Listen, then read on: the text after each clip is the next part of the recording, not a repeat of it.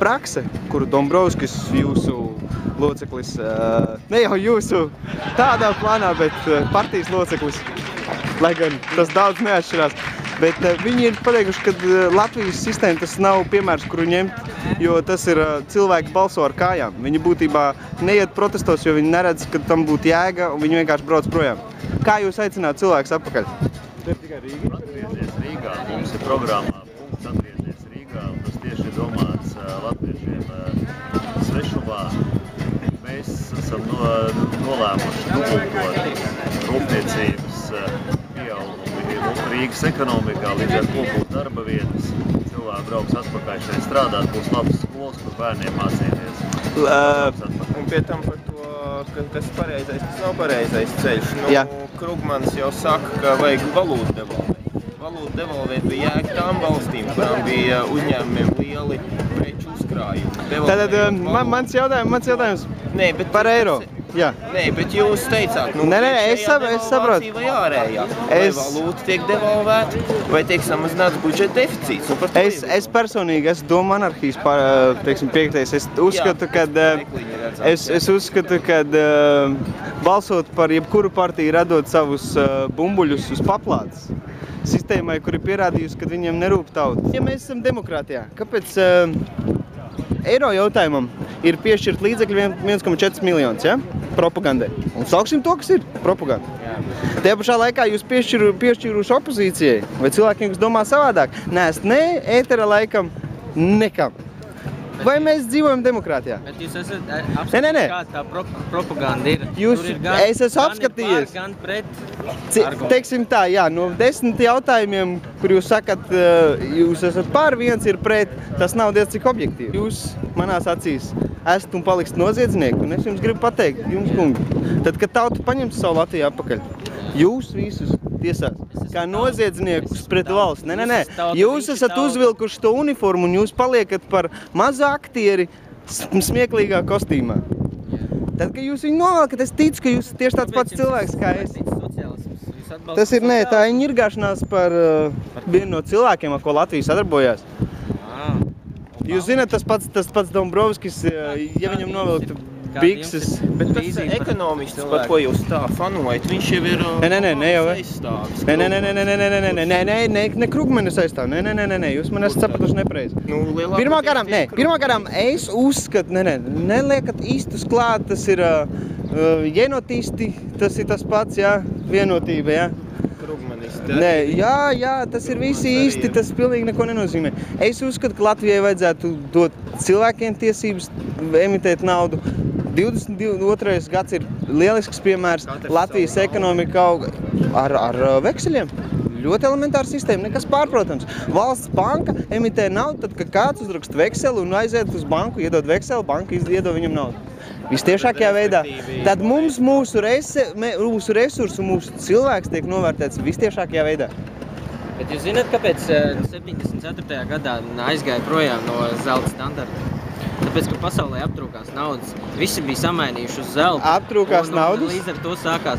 Zelts aptrūkās. Līdz ar to un arī naudas. Jo nevarēja apmainīt.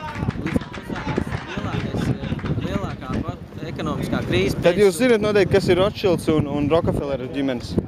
Jā, es zinu, kas ir Rockefeller. Jā, un jūs zināt, kas ir Rothschilds arī? Nē, nezinu. Ja jūs gribat parādīt, kad mums ir demokrātija, lai gan es to apstrīdu, bet, kāpēc nepiedāvā mums referendumu? Kāpēc 3 reizes Centrālā vēlēšana komisija noraidījusi tādu piedāvājumu un to ideju vispār kā tādu?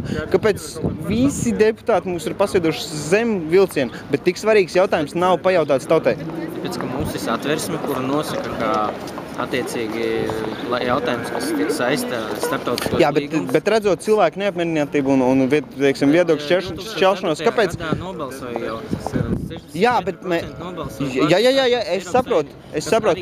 Tas ir vēl vieni meli un mahinācijas, jo punktā tajā nebija rakstīts, cilvēkiem netika pateikts tieši.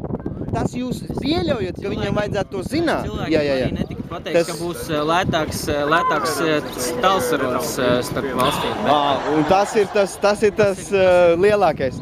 Un viņiem tās lētākas tālsarunas arī tieši tāpēc vajag, ka tādi cilvēki kā jūs ir izdzinuši cilvēks no Latvijas. Kas mēs pārvietojam? Tā kā mēs? Jūsu seja ir Dombrovskis.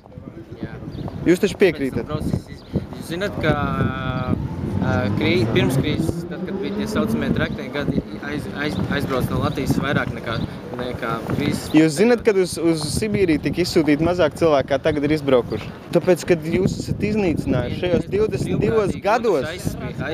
Jā, kāpēc viņi aizbrauc brīvprātīgi? Tāpēc, ka te ir laba dzīve? Traknie gadi? Ko nozīmē traknie gadi? Tas ir jūsu termins, tieši tā, es izmantoju jūsu terminu. Kāpēc viņi aizbrauc? Cilvēki bija racionāli, viņi redzēja, ka tajā vietā var nopelnīt vairāk, kas ir tīri objektīvi. Tāpēc, ka te iet slikti, jūs nepieļaujat to. Kāpēc jūs, piemēram, necīnaties pret ātriem kredītiem? Un ja kas te, es gribu pateikt, ir aktīvisti un es tajā skaitā un ļoti daudz dombiedri, kas mēs tagad sākam darīt to, ko jums vajadzētu darīt. Kāpēc jūs pieļaujat to, kad cilvēki tiek uzlikt uz ātro kredītu adatas? Bet cilvēki ir atbildīgi paši par saviem lēmumiem. Jūs saprotat, katrā biznesā ir risks. Jūs saprotat, katrā biznesā ir risks. Nē, regulāri valstī būtu jābūt regulātoram. Jūs visur citur gribat mūs regulēt. Jūs gribat regulēt, lai mums ir eiro, bet jūs negribat regulēt to biznesu. Katrā biznesā ir risks, jūs piekrītat, vai ne? Kāpēc ātro kredītu biznesā riska nav? Jo, ja nu cilvēks nevar atdot, viņam tiek uzsūtīti parādu piedzinēji, un ar to viss beidzās. Un lielākā Latvijas daļa, un es zinu, man personīgi pazīstam cilvēki, ir izbraukuši tikai dēļ tā, un valsts nav neko darījusi. Bet jūs zināt, kā arī, ja jūs, piemēram, veikalā nopērkat preci nesamaksājot, jums arī ir sankcijas par to? Kā veikalā var nopirkt preci nesamaksājot? Nē, nu jā, ar Latvijas latu, kurš nav sekts ne ar ko, būtībā jā. Jūs preču zīmi, jūs pēc tam nesamaksājat kaut kādu mēnesi, 2, 3.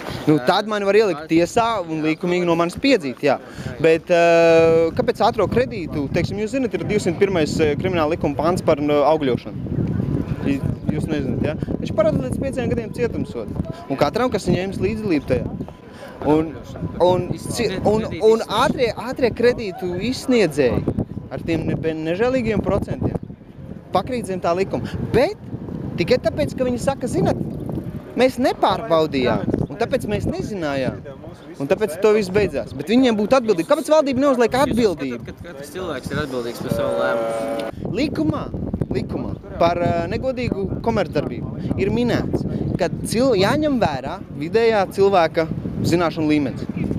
Tad jāņem vērā, ka cilvēkiem nav tāda ekonomiskā izglītība kā uzņēmējiem, kuri algo finansu instrumentu speciālistus un tā tālāk, vai ne? Jūs tam piekrītat vai ne? Es jums pajautāšu tikpat labi, vai... Nē, atbildiet, vai jūs piekrītat vai ne? Jūs gribat...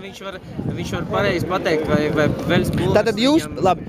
Labi, es paņemšu šo tēmu un bišķiņ pacelšu tālāk. Ja jūs uzskatāt, ka cilvēki ir tik gudri un viņi varētu izdarīt objektīvu viedokli par ātriem kredītiem, kāpēc jūs neuzskatāt, ka cilvēki varētu būt objektīvu viedokli uztaisīt par eiro? Jo Sarmija Tēlere savu laiku teica, ka krievlodīgo referendums būtu pielīdzināms, tas eiro referendums būtu pielīdzināms tam krievlodīgo referendumam. Kad cilvēki apmēram ir tik dumi, jūsu pašu papīros, jūsu pašu propagandas papīros ir teikts, ka vajag ļaut cilvēkiem izsāpēt emocijas un tā tālāk. Jūs tiešām uzskatāt cilvēkus pa idiotiem. Un es aicinu cilvēkus nebalsot.